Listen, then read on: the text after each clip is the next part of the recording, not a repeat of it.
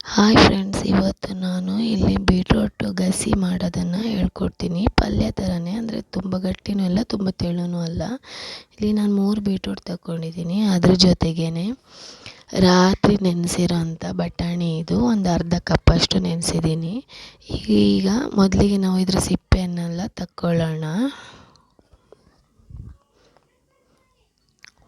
ನೋಡಿ, ಇಲ್ಲಿ ನಾನು ಇದ್ರ ಸಿಪ್ಪೆ ತೆಗೆದಿಟ್ಕೊಂಡಿದ್ದೀನಿ. ಹಾಗೆ ಇದನ್ನು ಚಿಕ್ಕದಾಗಿ ಹೆಚ್ಕೊಂಡಿದ್ದೀನಿ. ನಿಮಗೆ ಎಷ್ಟು ಚಿಕ್ಕದು ಬೇಕು ನೋಡಿ ಹೆಚ್ಕೊಳ್ಳಿ. ಹಾಗೆ ಎಲ್ಲ ಫ್ರೆಂಡ್ಸ್ ಎಲ್ಲರೂ ಲೈಕ್ ಆ್ಯಂಡ್ ಸಬ್ಸ್ಕ್ರೈಬ್ ಮಾಡ್ಕೊಳ್ಳಿ. ಪ್ಲೀಸ್ ಸಪೋರ್ಟ್ ಮಾಡಿ. ಈ ವಿಡಿಯೋವನ್ನು ಪೂರ್ತಿಯಾಗಿ ನೋಡಿ. ಶಾರ್ಟಾಗಿ ಮಾಡಿದ್ದೀನಿ, ಒಂದು 7 ಮಿನಿಟ್ಸ್ ಇರ್ಬೋದೇನೋ ಅಷ್ಟೇ. ಸಬ್ಸ್ಕ್ರೈಬ್ ಮಾಡ್ಕೊಳ್ಳಿ ಫ್ರೆಂಡ್ಸ್. ಈಗ ಇದಕ್ಕೊಂದು ಮಸಾಲೆ ಮಾಡ್ಕೊಳ್ಳೋಣ. ಇಲ್ಲಿ ಮೊದಲಿಗೆ ನಾನು ಒಂದು ಚಿಕ್ಕದು ಪ್ಯಾನ್ ಇಟ್ಕೊಂಡಿದ್ದೀನಿ. ಇದಕ್ಕೆ ನಾನು 2 ಸ್ಪೂನಷ್ಟು ಧನಿಯಾ ಕಾಳು, ಹಾಗೆಯೇ ಅರ್ಧ ಸ್ಪೂನಷ್ಟು ಜೀರಿಗೆ, ಹಾಗೆ ಒಂದು 1/4 ಸ್ಪೂನಷ್ಟು ಮೆಂತೆ, ಹಾಗೆ ನಾನಿಲ್ಲಿ ಒಂದು 7ರಿಂದ 8 ಮೆಣಸಿನಕಾಳು, ಅದ್ರ ಜೊತೆಗೆ 1 ಸ್ಪೂನಷ್ಟು ಉದ್ದಿನಬೇಳೆಯನ್ನು ತಗೊಂಡಿದ್ದೀನಿ. ಇದನ್ನು ನಾವು ಈಗ ಚೆನ್ನಾಗಿ ಹುರ್ಕೊಳ್ಳೋಣ ಲೈಟಾಗಿಯೇ. ಇದ್ರ ಫ್ಲೇವರ್ ಎಲ್ಲ ಬರಬೇಕು, ನಾವು ಹುರಿಬೇಕಾದ್ರೆ ಅದ್ರ ಫ್ಲೇವರ್ ಎಲ್ಲ ಚೆನ್ನಾಗಿ ಇದಾಗಬೇಕು.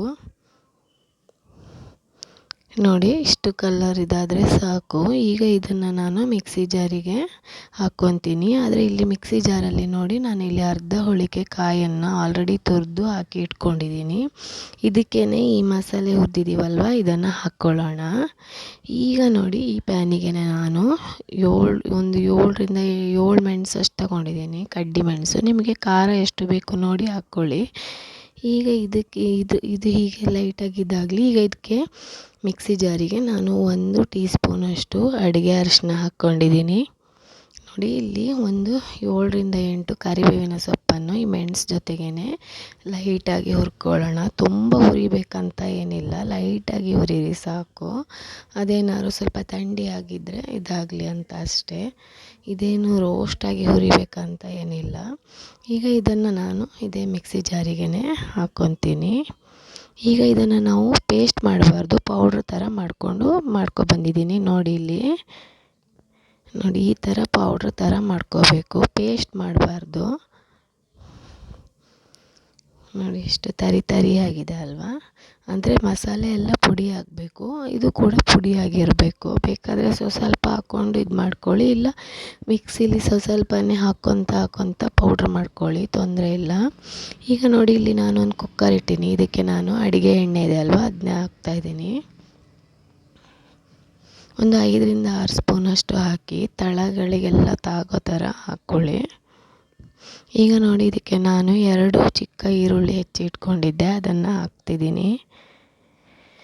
ಇದನ್ನು ಚೆನ್ನಾಗಿ ಆಯಿಲಲ್ಲಿ ಫ್ರೈ ಮಾಡ್ಕೊಳ್ಳೋಣ. ಈಗ ಇದಕ್ಕೆ ನಾನು ಒಂದು ಸ್ವಲ್ಪ ಕರಿಬೇವಿನ ಸೊಪ್ಪಿದೆ ಅಲ್ವಾ, ಅದನ್ನು ಪೀಸ್ ಮಾಡಿ ಹಾಕ್ತೀನಿ. ಇದು ಸ್ವಲ್ಪ ಒಣಗಿದೆ, ಅದಕ್ಕೆ ಹಾಗೆ ಹಾಕ್ತಾಯಿದ್ದೀನಿ ಪೀಸ್ ಮಾಡಿ. ಈಗ ಇದಕ್ಕೆ ನಾನು ಹೆಚ್ಚಿಟ್ಟಂಥ 2 ಟೊಮೆಟೊವನ್ನು ಹೆಚ್ಚಿಟ್ಕೊಂಡಿದ್ದೀನಿ, ಅದನ್ನು ಹಾಕ್ತೀನಿ. ಟೊಮೆಟೊ ದೊಡ್ಡದಾಗಿ ಹೆಚ್ಚಿದ್ದೀನಿ, ಯಾಕೆ ಅಂದರೆ ಅದು ಬೇಗ ಸ್ಮ್ಯಾಶ್ ಆಗಲಿ ಅಂತ ಹೇಳಿ. ಈಗ ಇದು ಸ್ಮ್ಯಾಶ್ ಆಗಿದೆ. ಈಗ ನಾವು ಹೆಚ್ಚಿಟ್ಟಿರುವಂಥ ಬೀಟ್ರೋಟನ್ನು ಹಾಕ್ಕೊಳ್ಳೋಣ.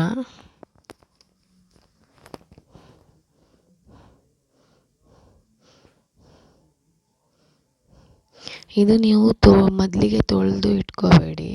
ನಾವು ಹಾಕಬೇಕಾದ್ರೆ ಲೈಟಾಗಿ ತೊಳೆದ್ರೆ ಸಾಕು, ನೆನೆಸಿ ಇಟ್ಟಿರಬೇಡಿ, ಟೇಸ್ಟ್ ಹೋಗುತ್ತೆ ಬೀಟ್ರೂಟಿಂದು. ಅದ್ರ ಕಲರ್ ಕೂಡ ಎಲ್ಲ ಹೋಗಿಬಿಡುತ್ತೆ ನೀರಲ್ಲೇ ನೆನೆಸಿ ಇಟ್ಟರೆ.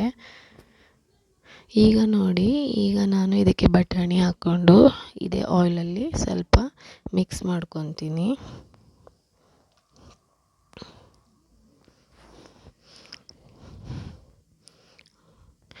ಇದು ಆಯಿಲಲ್ಲಿ ಚೆನ್ನಾಗಿ ಸ್ವಲ್ಪ ಇದಾದರೆ ಟೇಸ್ಟ್ ಚೆನ್ನಾಗಿ ಬರುತ್ತೆ. ಈಗ 1 ಸ್ಪೂನಷ್ಟು ಸಾಲ್ಟ್ ಹಾಕ್ಕೊಂಡಿದ್ದೀನಿ ನಾನು.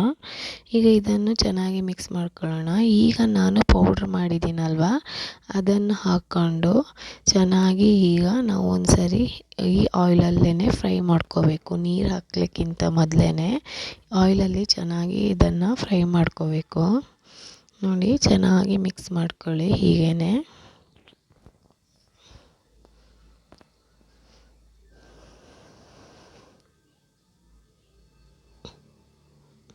ನೀವು ಎಷ್ಟು ಚೆನ್ನಾಗಿ ಮಿಕ್ಸ್ ಮಾಡ್ತೀರ ಅಷ್ಟು ಚೆನ್ನಾಗಿ ಬರುತ್ತೆ. ನೋಡಿ ಈಗ ನಾನು ಇದಕ್ಕೆ ನೀರು ಹಾಕ್ತೀನಿ. ಇಲ್ಲಿ 1 ಲೋಟ ನೀರು ಮೊದಲಿಗೆ ಹಾಕ್ಕೊತೀನಿ. ಆ ಮಿಕ್ಸಿಗೆ ಎಲ್ಲ ಹಾಕ್ಕೊಂಡು ಅದರಲ್ಲಿ ಮಸಾಲೆ ಎಲ್ಲ ಸ್ವಲ್ಪ ಇದೆ ಅಲ್ವಾ, ಅದು ಮಿಕ್ಸ್ ಆಗಿ ಇದಕ್ಕೆ ಹಾಕ್ತೀನಿ. ಆಮೇಲೆ ಇದು ಹಾಕಿದ ಮೇಲೆ ಎಷ್ಟು ಬೇಕು ನೋಡಿ ನೀರು ಹಾಕ್ಕೊಳ್ಳಿ. ತುಂಬ ನೀರು ಹಾಕಲಿಕ್ಕೆ ಹೋಗಬೇಡಿ. ನಿಮಗೆ ತೆಳು ಬೇಕಾದರೆ ನೀರು ಹಾಕ್ಕೊಳ್ಳಿ, ತುಂಬ ಗಟ್ಟಿ ಬೇಕಾದರೂ ಸ್ವಲ್ಪ ನೀರು ಹಾಕ್ಕೊಳ್ಳಿ. ನಾನು ಸ್ವಲ್ಪ ಗಸಿ ಆಗಿರೋ ಹಾಗೆ ಮಾಡ್ತೀನಿ, ಮೀಡಿಯಮ್ ಆಗಿ. ಅದಕ್ಕೆ ನಾನಿಲ್ಲಿ ಇನ್ನೊಂದು ಹಾಫ್ ಗ್ಲಾಸಷ್ಟು ನೀರು ಹಾಕ್ತೀನಿ. ನೋಡಿ ಇದಿರೋದೇ ಹಾಫ್ ಗ್ಲಾಸ್, ಅದರಲ್ಲೂ ಸ್ವಲ್ಪ ನೀರನ್ನು ಹಾಗೆ ಇದು ಮಾಡಿ ಇಟ್ಕೊಂಡಿದ್ದೀನಿ. ಸ್ವಲ್ಪ ಮಾತ್ರ ಹಾಕಿದ್ದೀನಿ, ಪೂರ್ತಿ ನೀರು ಹಾಕಲಿಲ್ಲ ನಾನು ಇದಕ್ಕೆ. ನೋಡಿ ಇಲ್ಲಿ ಸ್ವಲ್ಪ ತೆಗೆದಿಟ್ಟಿದ್ದೀನಿ, ನೋಡಿ ಇಷ್ಟು ನೀರು ಉಳಿಸಿದ್ದೀನಿ. ಸಾಕು, ಅಷ್ಟು ನೀರು ಹಾಕಿದರೆ ಚೆನ್ನಾಗಿ ಬೇಯ್ತದೆ. ಈಗ ನಾನು ಇದಕ್ಕೆ ನೋಡಿ ಇಲ್ಲಿ ರಸಮ್ ಪೌಡರ್ ಹಾಕ್ಕೊತಿದ್ದೀನಿ 1 ಸ್ಪೂನಷ್ಟು.